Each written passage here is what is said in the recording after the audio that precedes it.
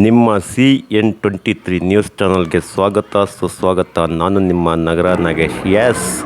ಯಲಹಂಕ ವಾಯುನೆಲೆಯಿಂದ ಇಂದು ಒಮ್ಮೆಲೆ 16 ಯುದ್ಧ ವಿಮಾನಗಳು ಆಗಸದತ್ತ ಹಾರಿವೆ ಕಣ್ರಿ. ಇಂದು ಬೆಳ್ಳಂಬೆಳಿಗ್ಗೆ 8:45 ಸುಮಾರಿಗೆ ಯಲಹಂಕ ವಾಯುನೆಲೆಯಿಂದ 16 ಯುದ್ಧ ವಿಮಾನಗಳು ಒಮ್ಮೆಲೆ ಆಗಸದತ್ತ ಹಾರಿದಂಥ ಚಿತ್ರಣವನ್ನು ನೀವಿಲ್ಲಿ ನೋಡಬಹುದು. ಈ ಯುದ್ಧ ವಿಮಾನಗಳು ಎಲ್ಲಿಗೆ ಹೋದವು, ಇದರ ಹಿಂದಿನ ಮರ್ಮ ಏನು ಎಂಬುದು ತಿಳಿಯದಂತಾಗಿದೆ. ಯಲಹಂಕ ವಾಯುನೆಲೆಯಿಂದ ಒಟ್ಟಿಗೆ ಆಗಸದತ್ತ ಚಿಮ್ಮಿದ 16 ಯುದ್ಧ ವಿಮಾನಗಳನ್ನು ನಿಮ್ಮ CN23 ನ್ಯೂಸ್ ಚಾನಲ್ನಲ್ಲಿ ನಾವು ತೋರಿಸಿದ್ದೇವೆ ನೋಡ್ರಿ. ಒಟ್ಟಿಗೆ ಯುದ್ಧ ವಿಮಾನಗಳು ಯಲಹಂಕ ವಾಯುನೆಲೆಯಿಂದ ಇಂದು ಮುಂಜಾನೆ 8:45 ಸುಮಾರಿಗೆ ಆಗಸದತ್ತ ಚಿಮ್ಮಿದೆ ಕಣ್ರಿ.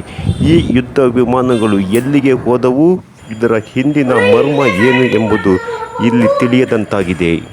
ಬೆಂಗಳೂರಿನ ಯಲಹಂಕದ ವಾಯುನೆಲೆಯಿಂದ ಇಂದು 8:45 ಸುಮಾರಿಗೆ ಆಗಸಕ್ಕೆ ಚಿಮ್ಮಿದ 16 ಯುದ್ಧ ವಿಮಾನಗಳು ಇವು ಎಲ್ಲಿಗೆ ಹೋಗಿ ಲ್ಯಾಂಡಿಂಗ್ ಆಗುತ್ತಿವೆ, ಇದರ ಹಿಂದಿನ ಮರ್ಮ ಏನು ಎಂಬುದು ತಿಳಿಯದಂತಾಗಿದೆ. ಏನೇ ಆದರೂ ನಮ್ಮ ರಾಜ್ಯ ಹಾಗೂ ದೇಶದಲ್ಲಿ ಯುದ್ಧ ವಿಮಾನಗಳ ತಯಾರಿಕೆಗೆ ಅತ್ಯಂತ ಹೆಚ್ಚಿನ ಮನ್ನಣೆ ನೀಡುತ್ತಿರುವ ಕೇಂದ್ರ ಹಾಗೂ ರಾಜ್ಯ ಸರ್ಕಾರಕ್ಕೆ ಧನ್ಯವಾದಗಳು ಕಣ್ರಿ.